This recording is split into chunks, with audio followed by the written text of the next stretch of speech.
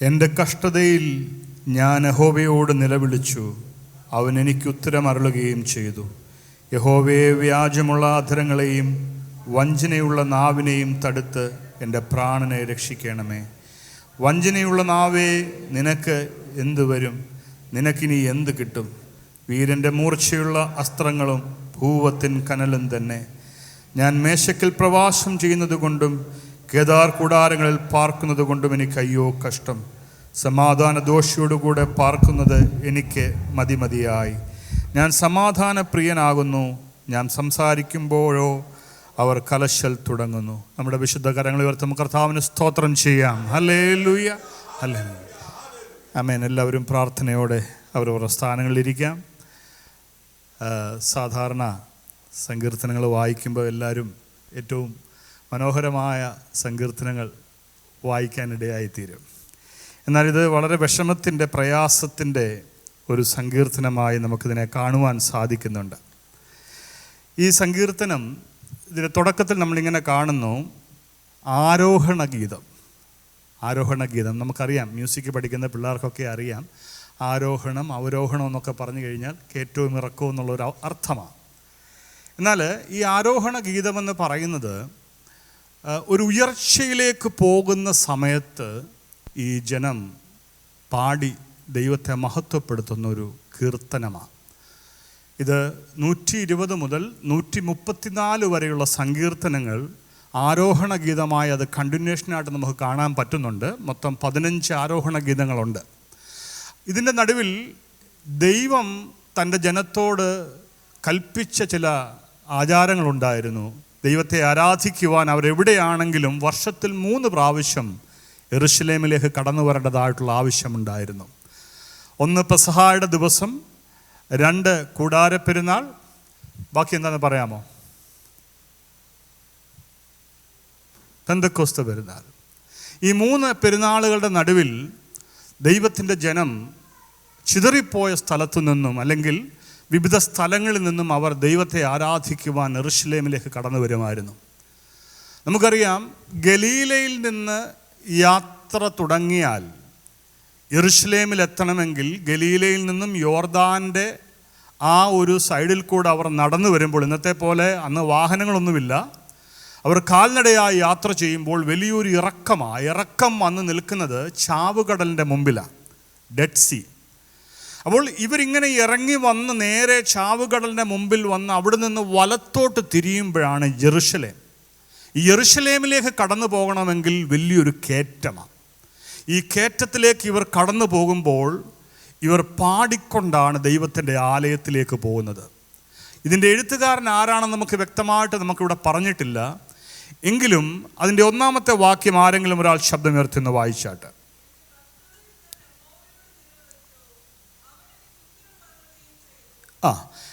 അവിടെ എന്തുവാ സങ്കീർത്തനക്കാരൻ പറയുന്നത്? എൻ്റെ കഷ്ടതയിൽ. അപ്പോൾ ആലയത്തിലോട്ട് പോകുന്ന ഒരു വ്യക്തി അവൻ്റെ ഹൃദയത്തിനകത്ത് ദൈവത്തോട് സംസാരിക്കുകയും, എൻ്റെ കഷ്ടതയിൽ ഞാൻ യഹോവയോട് നിലവിളിച്ചു, അവൻ എനിക്ക് ഉത്തരമരുളുകയും ചെയ്തു.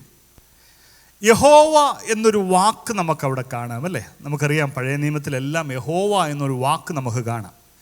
ഈ യഹോവ എന്ന വാക്കിന് എൽ അഡോണായി എന്ന് എബ്രായ ഭാഷയിൽ പറയുന്നുണ്ട്.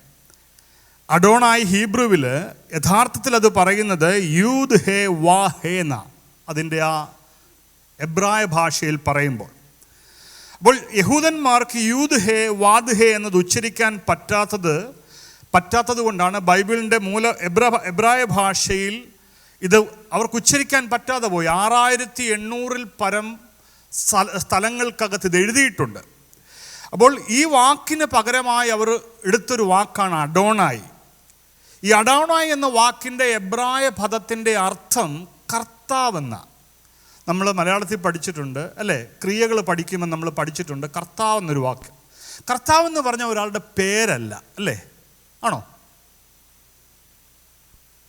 കർത്താവെന്ന് പറയുമ്പോൾ ആരാണോ കർത്തൃത്വം നടത്തുന്നത് അവന് പറയുന്നതാണ്. അപ്പോൾ അങ്ങനെ ഈ വാക്ക് ഹാഷേം അല്ലെങ്കിൽ ദ നെയിം, ഒരു പേരെന്നുള്ള അർത്ഥം മാത്രമേ അതിനുള്ളൂ. അപ്പോൾ ദൈവത്തിൻ്റെ പേര് യാവേ എന്ന് പറയുമ്പോൾ, അല്ലെങ്കിൽ അഡോണായ് എന്ന് പറയുമ്പോൾ, അത് വാസ്തവമായും ഒരു പേരല്ല, അതൊരു നാമകരണമാണ്. ഒരു പേരിന് പകരം അവൻ്റെ പേരായിട്ട് ആ ജനത്തിന് മുമ്പിൽ അറിയപ്പെട്ടൊരു കാര്യമായിരുന്നു അത്. അപ്പോൾ ഹാഷേം എന്ന് പറഞ്ഞത് യാദ് ഹേ വാ ഹേ എന്ന യഹോവയുടെ നാമത്തെ പ്രതിനിധീകരിക്കുന്ന ഒരു പദമാണ്. അപ്പോൾ ഇത് യഹോവയുടെ നാമമല്ല, അത് പേരിൻ്റെ ഒരു സൂചന മാത്രമാണ്. ഐസയ്യ ചാപ്റ്റർ 52:6 വായിക്കുമ്പോൾ അവിടെ ഇങ്ങനെ എഴുതിയിരിക്കുന്നത്, യശയ്യാവിൻ്റെ പ്രവചന പുസ്തകം 52-ാം അധ്യായം 6-ാം വാക്യം, അതുകൊണ്ട് എൻ്റെ ജനം എൻ്റെ നാമത്തെ അറിയും, അതുകൊണ്ട് ഞാൻ തന്നെയാകുന്നു പ്രസ്താവിക്കുന്നവനെന്ന് അവർ അന്നറിയും. അപ്പം ദൈവത്തിൻ്റെ നാമത്തെ പ്രതിനിധീകരിക്കുന്ന ഒരു വാക്ക് മാത്രമേ അന്ന് അവർക്കുണ്ടായിരുന്നുള്ളൂ, യാവേ അല്ലെങ്കിൽ അഡോണായി, യഹോവ, അല്ലേ? അപ്പോൾ ദൈവത്തിൻ്റെ വചനത്തിൽ പ്രവാചകൻ പറയുക, അവർ ഒരു ദിവസം എൻ്റെ നാമത്തെ അറിയും. അപ്പോസ്തലപ്രവൃത്തി 4-ാം അധ്യായത്തിനകത്തേക്ക് കടന്നു വരുമ്പോൾ യേശുക്രിസ്തുവിൻ്റെ മരണ പുനരുത്ഥാനത്തിന് ശേഷം പത്രോസ് ആത്മാവിൽ നിറഞ്ഞുകൊണ്ട് 4-ാം അധ്യായം 12-ാം വാക്യത്തിൽ ഇങ്ങനെ പറയുന്നു, മറ്റൊരുവനിലും രക്ഷയില്ല, നാം രക്ഷിക്കപ്പെടുവാൻ ആകാശത്തിൻ്റെ കീഴിൽ മനുഷ്യരുടെ ഇടയിൽ നൽകപ്പെട്ട വേറൊരു നാമവുമില്ല. ഏതാ നാമം? ജീസസ്, യേശു എന്നുള്ളൊരു നാമമല്ലാതെ വേറൊരു നാമമില്ല. അപ്പോൾ ദൈവം തൻ്റെ പേരിനെ നമുക്ക് വേണ്ടി വെളിപ്പെടുത്തിയൊരു പേരാ യേശു എന്നുള്ളൊരു പേര്. നമ്മുടെ കൺമുമ്പിൽ അവൻ ജഡമായിട്ട് അവതാരമെടുത്തു, അവൻ നമ്മുടെ മുമ്പിൽ ജീവിച്ചു, അവൻ നമുക്ക് വേണ്ടി മരിച്ചു, പിതാവിൻ്റെ വലതുഭാഗത്തിരിക്കുമ്പോൾ പിതാവാം ദൈവം തൻ്റെ പേരിനെ വെളിപ്പെടുത്തി തൻ്റെ പുത്രനിൽ കൂടെയാണ്. ഇന്ന് പകൽക്കാലം ഇവിടെ ഇരിക്കുന്ന ജനത്തിൻ്റെ നടുവിൽ ദൈവം തൻ്റെ പേര് വെളിപ്പെടുത്തുവാൻ തിരഞ്ഞെടുത്തിരിക്കുന്നത് നിങ്ങളെ ഓരോരുത്തരെയുമാണ്. എത്ര പേർ ദൈവത്തിന് സ്തോത്രം കരേറ്റുന്നു? Praise the Lord. അപ്പോൾ വീണ്ടും നമ്മൾ താഴോട്ട് വരുമ്പോൾ നമുക്ക് കാണാം, 1 യോഹന്നാൻ്റെ ലേഖനത്തിനകത്ത് നമ്മളിങ്ങനെ കാണുന്നുണ്ട്, ലോകത്തെയും ലോകത്തിനുള്ളതിനെയും സ്നേഹിക്കരുത്, ഒരുവൻ ലോകത്തെ സ്നേഹിക്കുന്നുവെങ്കിൽ അവനിൽ പിതാവിൻ്റെ സ്നേഹമില്ല. ജഡമോഹം, കൺമോഹം, ജീവനത്തിൻ്റെ പ്രതാപം, ഇങ്ങനെ ലോകത്തിലുള്ളതെല്ലാം പിതാവിൽ നിന്നല്ല ലോകത്തിൽ നിന്നത്രേ എന്ന് പറയുന്നു. ശ്രദ്ധിക്കണം. അപ്പോൾ പിതാവിൽ നിന്ന് നാം വന്നുവെന്നറിയുന്നത് പിതാവിനുള്ളത് നമ്മളിലേക്ക് പകരപ്പെടുമ്പോഴാണ്. ഇനി ഞാൻ ഈ വാക്യത്തിലേക്ക് നിങ്ങളെ ഞാൻ ഒന്ന് കൊണ്ടുപോവുകയാണ്. അവിടെ സങ്കീർത്തനക്കാരൻ ഈ യഹോവേ എന്നുള്ളൊരു നാമം വിളിക്കുമ്പോൾ, ഇന്ന് പുതിയ നിയമ വിശ്വാസിയായ നാം ഓരോരുത്തരും ആലയത്തിൽ അന്ന് യെരുശലേമിൽ ജനം കടന്നുപോയതുപോലെ ദൈവത്തെ ആരാധിക്കുവാൻ കടന്നു വരുമ്പോൾ നമുക്ക് നൽകപ്പെട്ടൊരു നാമമാണ് യേശുവിൻ്റെ നാമം. ഈ നാമത്തിലേക്ക് നാം കടന്നു വരുമ്പോൾ നാം മാനസാന്തരത്തിൻ്റെ അനുഭവത്തിൽ കൂടെയാണ് കടന്നു വന്നത്. അതുകൊണ്ടാണ് ഞാൻ ആദ്യം പറഞ്ഞത്, ഗലീലയിൽ നിന്നും അവർ നീണ്ടയൊരു ഇറക്കം താഴ്വരയിലേക്ക് കടന്നു വരുമ്പോൾ അവർ കടന്നു വന്നത് ചാവുകടലിൻ്റെ നടുവിലാണ്, അല്ലേ? അവർ മുമ്പോട്ട് കടന്നു പോകുവാൻ പിന്നെ സാഹചര്യമില്ല. ആ വഴികളെല്ലാം അടയപ്പെട്ട സാഹചര്യങ്ങളുടെ നടുവിൽ ഉയരത്തിലേക്ക് കണ്ണുകൾ ഉയർത്തുവാൻ വേണ്ടി അവർ യെരുശലേമിലേക്ക് കടന്നു പോവുകയാണ്. ആ യാത്ര അവർ ഒന്ന് ടേൺ ഓവർ ചെയ്യുക, അവർ ഒരു വഴിയിൽ നിന്ന് വേറൊരു വഴിയിലേക്ക് തിരിക്കുകയാണ്. അവർ താഴോട്ടിറങ്ങി വന്ന് വലത്തോട്ട് തിരിഞ്ഞ് അവർ മുകളിലേക്ക് കയറുമ്പോൾ ഒരുമിച്ച് വിളിച്ചു പറയുക, കർത്താവ് ഞങ്ങളെ രക്ഷിക്കുമെന്നുള്ളൊരു വിശ്വാസത്തിലാണ് ഈ സങ്കീർത്തനക്കാരൻ പാടി തുടങ്ങുന്നത്. Price the Lord. അപ്പോൾ ഈ വാക്യത്തിൻ്റെ 2-ാമത്തെ വാക്യം ഒന്ന് വായിച്ചേ വളരെ വേഗം. നോക്ക്, അവിടെ ഇംഗ്ലീഷ് ബൈബിൾ ആരെങ്കിലും ഉണ്ടെങ്കിൽ ദയവായിട്ട് ആ വാക്യം കൂടെ ഒന്ന് വായിച്ചു. In my distress I cried unto the Lord and he heard me. Praise the Lord. അപ്പോൾ അവിടെ ഉപയോഗിച്ചിരിക്കുന്ന വാക്ക് ഡിസ്ട്രസ് എന്നുള്ള വാക്കാണ്. അത് ഇംഗ്ലീഷ് ഡിക്ഷണറി നമ്മൾ നോക്കിക്കഴിഞ്ഞാൽ എക്സ്ട്രീം ആങ്സൈറ്റി എന്ന് കാണാം. എന്ന് പറഞ്ഞാൽ ഒരുവൻ്റെ ജീവിതത്തിനകത്ത് അവൻ ഏറ്റവും തകർക്കപ്പെട്ട അവസ്ഥയിൽ, അല്ലെങ്കിൽ അവൻ്റെ ജീവിതം നാശത്തിൻ്റെ നടുവിൽ നിൽക്കുമ്പോൾ അവിടെയാണ് ദൈവത്തോട് അവൻ നിലവിളിക്കുന്നത്. നമ്മൾ പലപ്പോഴും നമ്മളെ നശിപ്പിക്കുന്ന യാതൊന്നിലേക്കും നമ്മളെ അത് ബാധിക്കുവാൻ ഇടയാക്കുന്ന രീതിയിലേക്ക് കൊണ്ടുപോകല്ല. വാക്കുകൾ നമ്മളെ നശിപ്പിക്കും. Hello, price the Lord. മറ്റുള്ളവരുടെ വാക്കുകൾ നമ്മളെ തളർത്തിക്കളയും. മറ്റുള്ളവരുടെ വാക്കുകൾ നാം ഏറ്റെടുക്കുമ്പോൾ, മറ്റുള്ളവർ നമ്മളെക്കുറിച്ച് പറയുന്ന അപവാദങ്ങൾ നാം കേൾക്കുമ്പോൾ, മറ്റുള്ളവരോട് പരസ്പരം സംസാരിച്ച് നമ്മുടെ ജീവിതത്തിൻ്റെ നടുവിൽ നമ്മളെ തകർത്ത് കളയുവാൻ വേണ്ടി വെല്ലുവിളിക്കുമ്പോൾ നാം പലപ്പോഴും അതിനകത്ത് ബാധിക്കപ്പെട്ടു പോകാറുണ്ട്. ആമേൻ.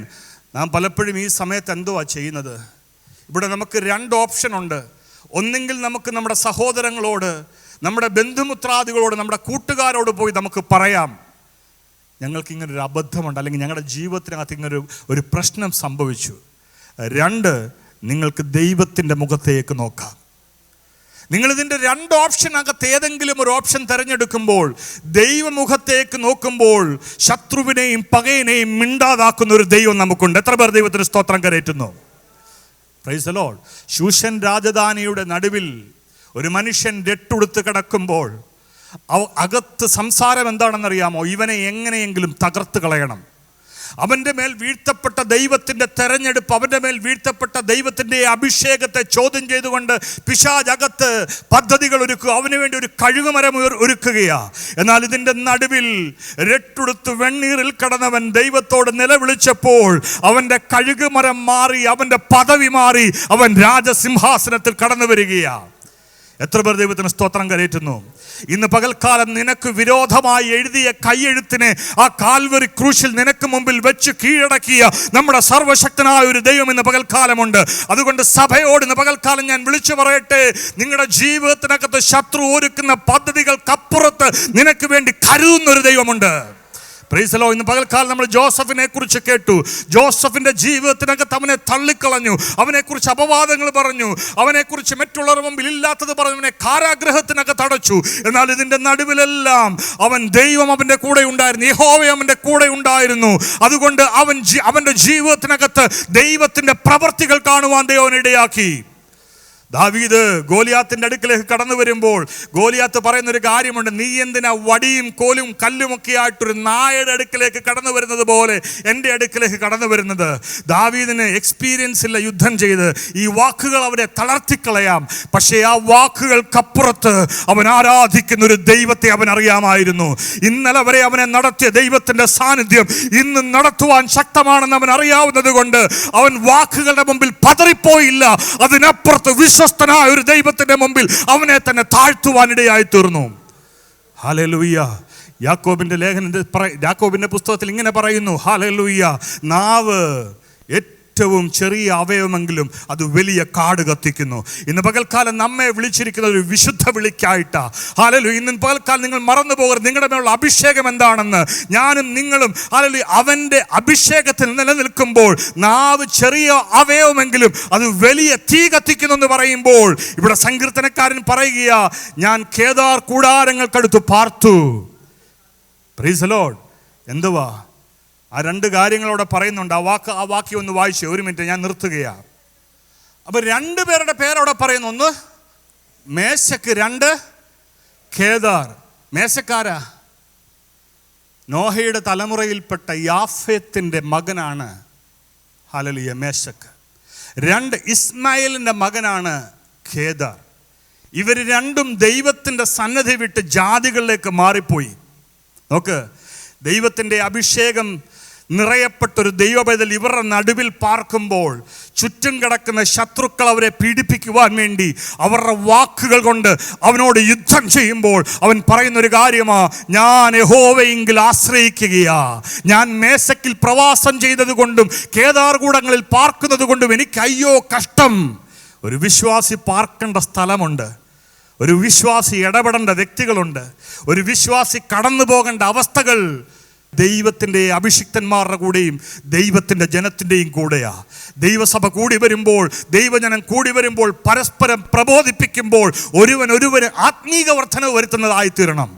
ഇന്ന് പകൽക്കാലം സഭയുടെ അഭിഷേകത്തിൻ്റെ അളവ് നിശ്ചയിക്കുന്നത് പ്രൈസ് ദി ലോർഡ് നമ്മുടെ കഴിവിലല്ല, നമ്മുടെ പ്രവൃത്തികളിലല്ല. അതിനപ്പുറത്ത് എൻ്റെ അകത്ത് വ്യാപരിക്കുന്ന ഒരു ദൈവത്തോടുള്ള സ്നേഹം നിമിത്തം, ദൈവത്തോടുള്ള ആഴമായ അവനോടുള്ള ബന്ധം നിമിത്തം ഹല്ലേലൂയ എൻ്റെ ജീവിതം അവന് വേണ്ടി വിശുദ്ധമാകുമ്പോൾ, എൻ്റെ ജീവിതം അവന് വേണ്ടി സമർപ്പിക്കപ്പെടുമ്പോൾ, ഞാൻ ആ കയറ്റം കയറി ചെല്ലുമ്പോൾ ഞാൻ ഉറക്കപ്പാടുകയാ, കർത്താവേ എൻ്റെ കഷ്ടതകളിൽ നീ എനിക്ക് ഏറ്റവും അടുത്ത തുണ. ഇന്ന് പകൽക്കാലം എത്ര പേർ പറയും നമ്മുടെ കഷ്ടതകളുടെ നടുവിൽ എൻ്റെ ദൈവം എനിക്ക് തുണ. ഞാൻ മറ്റൊന്നും നോക്കുന്നില്ല, എൻ്റെ കണ്ണുകൾ വേറൊന്നും നോക്കുന്നില്ല, എൻ്റെ ചെവികൾ വേറെ ശബ്ദത്തിന് ഞാൻ ഏൽപ്പിക്കുന്നില്ല. അതിനപ്പുറത്ത് എൻ്റെ മുമ്പിലൊരു ഓട്ടമുണ്ട്, എൻ്റെ മുമ്പിലൊരു ലക്ഷ്യമുണ്ട്. ആ ലക്ഷ്യത്തിലേക്കാണ് ഞാൻ പോകുന്നത്. ഈ ലക്ഷ്യം മാറിപ്പോകുന്നത് കൊണ്ടാണ് പ്രശ്നങ്ങൾ ഉണ്ടാകുന്നത്. ഈ ലക്ഷ്യം മാറിപ്പോകുന്നത് കൊണ്ടാണ് ദൈവത്തിൻ്റെ സാന്നിധ്യം നമ്മളിന്ന് മാറിപ്പോകുന്നത്. ഇന്ന് പകൽക്കാലം സഭയ്ക്ക് ഒരിക്കൽ കൂടെ ദൈവസന്നിധിയിലേക്ക് മടങ്ങി വരാം. ഇന്ന് പകൽക്കാലം നമുക്ക് ഒരുമിച്ച് പറയാം, കർത്താവേ, അവിടുത്തെ നാമത്തെ വിളിച്ചപേക്ഷിക്കുവാൻ എന്നെ വിശുദ്ധീകരിച്ച അവിടുത്തെ പുത്രൻ്റെ രക്തത്താൽ ഇന്ന് പകൽക്കാലം ഞാൻ ഒരിക്കൽ കൂടെ ശുദ്ധീകരിക്കപ്പെട്ട് തിരുസനയിൽ നിൽക്കുന്നുവെന്ന് പറഞ്ഞുകൊണ്ട് അത് ഇന്ന് പകൽക്കാലം വീണ്ടും നമുക്ക് ദൈവത്തെ സ്തുതിക്കാം.